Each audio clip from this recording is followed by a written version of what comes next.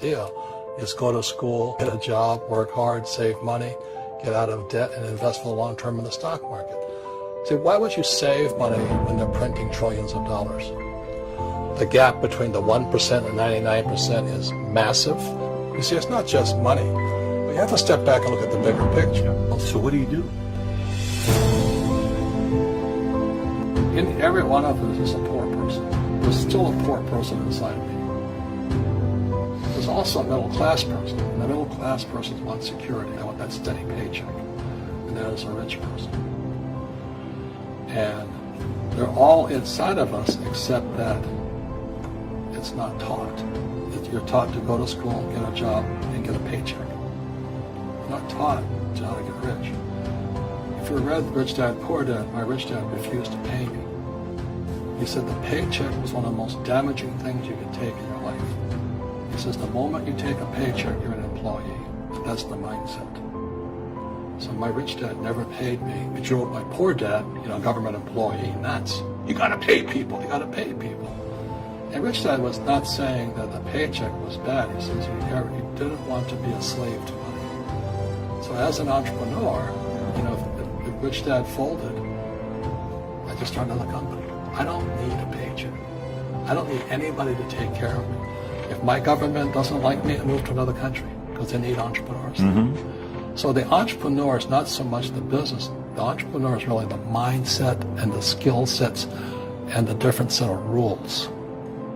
You see, I don't operate, small business does not operate in the same rules as big business. Entrepreneur is a mindset first, a skill set, and rules. And depending upon whether you're an employee or a small business, the rules are different. The mindsets are different. The skill sets are different. Instead of get out of debt, I get into debt. I just refinanced $300 million in debt. I went from 5% to 2.5% interest. I made a fortune. Every month, more money comes in because my cost of money has gone down. So while some financial experts are saying get out of debt, I'm saying learn how to use debt. See, when I came back from in Vietnam in January of '73, the first thing my rich dad said to me was go to school to learn how to invest in real estate. It wasn't real estate, it was how to use debt and taxes. Debt and taxes make the rich richer. Debt and taxes make the poor middle class poor. So all the rich guys who are doctors or lawyers or, those guys, they're getting creamed. They don't know why. Doctors are getting creamed. Oh yeah, they're making more money, but the take home is less. Sure. My doctor just yelled at me. He's happy. He says, "Oh, guess what? I finally made $1 million." And I said, "Yeah, this is just 3 weeks ago." And so I said, "Yeah, well, how much you pay in tax?" He says, $750,000 in taxes. So his net was about $400,000. That's not bad. But when I make $1 million, I keep $1 million. And the reason is because I don't make it by working for money. See, if you work for money, you're taxed. So that's why lesson number 1 in Rich Dad, Poor Dad is the rich don't work for money. What we do instead is we create businesses as entrepreneurs. We acquire real estate. I don't invest in the stock market. Okay? So the reason is because as entrepreneurs, I have more control over my income, how much I make, and how much I pay in taxes. And because I'm an entrepreneur as well as an investor in real estate, I pay 0 tax.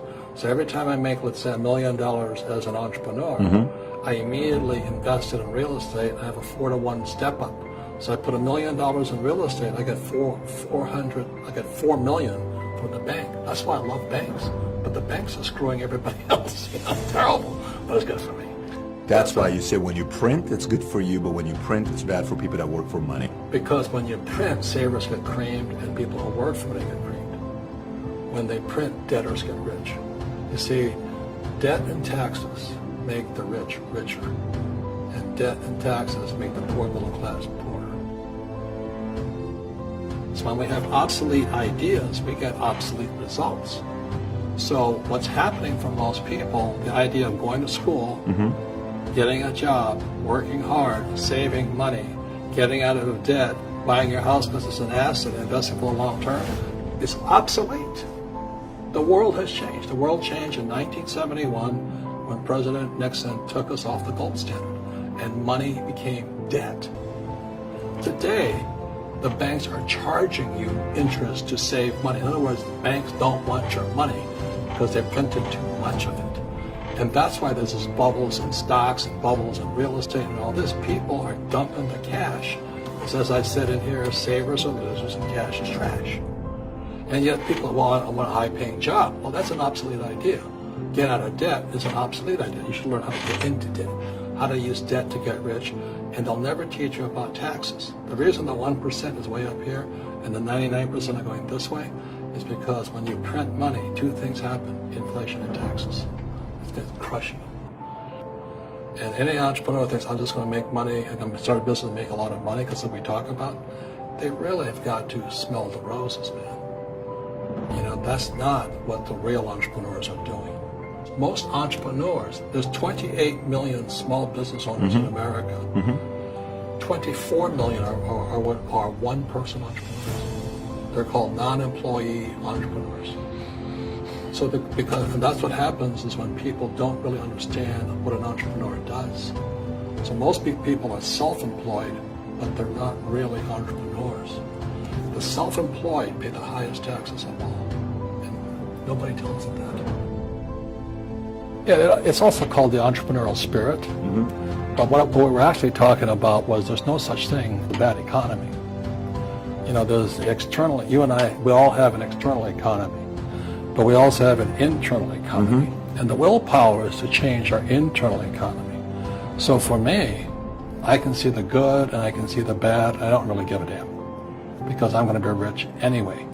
But a poor person with a poor personal economy, all they're going to see is a bad economy because they don't know how to make money in any economy. And a middle class person, they have a middle class economy. You know, what they want is a nice house and a steady paycheck and the job and the car. And so when you take their job away, to them that's disaster. Well, since an entrepreneur doesn't have a job anyway, it's no big deal. So all I'm saying to people, and it's what Bucky Fuller taught me, is always two sides, you know what I mean? Unity is plural, at minimum two. So if you think the economy is bad, it's because your economy is bad. If you think that steady, employment is important, then you'll see an economy without jobs. Your economy. Your economy DNA versus the external economy. Got it. What you control versus what you can't control. I can control. Yeah, it's called an internal focus versus an external focus. So the real entrepreneur has an internal focus. That if they fall down, they say, oh, this is good because I'm going to go up higher. You know, the average person will fall down and say, oh, I'm going to take some Prozac. Or somebody has a mistake, so, oh, the mistakes don't matter. Well, mistakes matter. It means you didn't know something. But a real entrepreneur, whether they fall down, they always can go up. They can stand back up and go higher. That no matter what happens to them, they get stronger and better and smarter and happier. But a person with a weak internal mindset is that they're so afraid of what happens, it generally happens. Like, people are afraid of losing their jobs, they generally lose their jobs. You know what I mean? Yeah, no doubt. So everything comes through you.